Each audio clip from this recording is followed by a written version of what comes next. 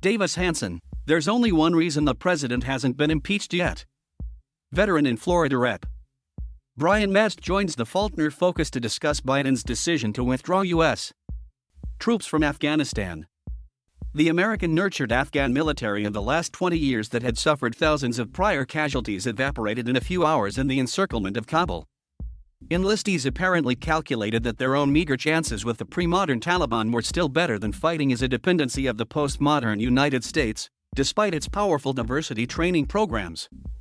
Forces more powerful than the Taliban, in places far more strategic, will now leverage an ideologically driven but predictably incompetent administration, a woke Pentagon and politically weaponized intelligence communities.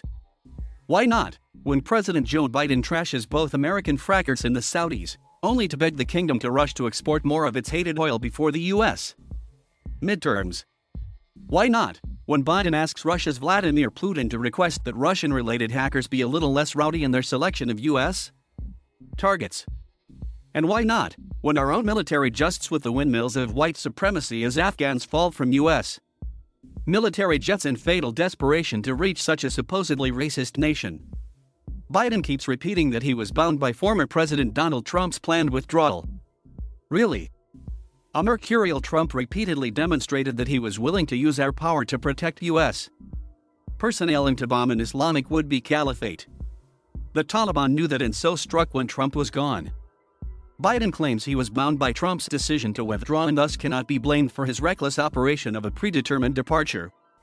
But all Biden has done since entering office is destroy Trump pacts, overturning past agreements on energy leases, protocols with Latin America and Mexico on border security, and pipeline contracts. No sooner did Biden claim he was straitjacketed by Trump than he reversed course to defend not just his own withdrawal but the disastrous manner of it.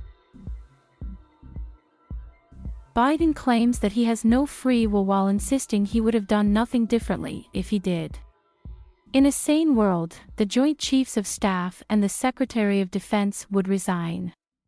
We have heard for too long their careerist boasts about assigning climate change as their chief challenge. For too long, they have virtue signaled their critical race theory credentials to Congress. For too long, they have bragged about rooting out alleged white supremacists from their ranks. For too long, they have sparred with journalists while fighting Twitter wars and issuing cartoonish commercials attesting to their woke credentials. In other words, they sermonized on anything and everything, except their plans to prevent a humiliating military defeat of U.S. forces and their allies.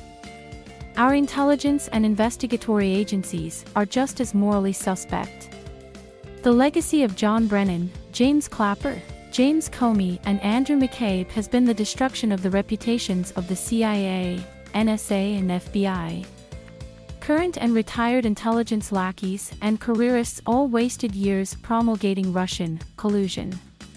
They swore Hunter Biden's laptop was Russian disinformation.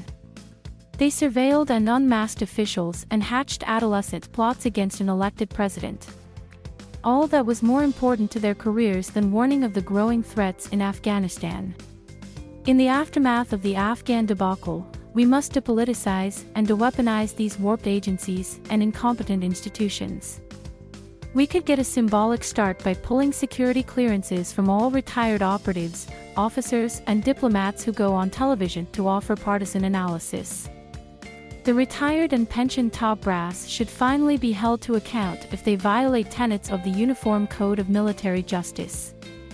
When four-star generals lecture the nation that an elected president is a Mussolini or Nazi-like, but keep mum during the greatest military setback in a half-century, they should forfeit exemptions from existing military codes. Retired officers who revolve in and out of corporate defense contractor boards and Pentagon billets should have a cooling-off period of 5 years before leveraging their inside knowledge of the Pentagon procurement labyrinth. As for Biden, his team and defeat threatens the victorious Taliban with possible ostracism from global diplomacy as the price of their illiberality. We are to assume that in between executing women, the Taliban will fear losing the chance to visit the UN. In New York, Biden has defied a Supreme Court ruling and assumed that it was a good thing to have broken the law. Under his watch, the fate of America's border, equal enforcement of the laws, economy, energy, safety from crime, foreign policy, and racial relations have imploded, and in 7 months no less. If Biden were a Republican, the current Democratic House would have impeached him. It would have been right to have done so.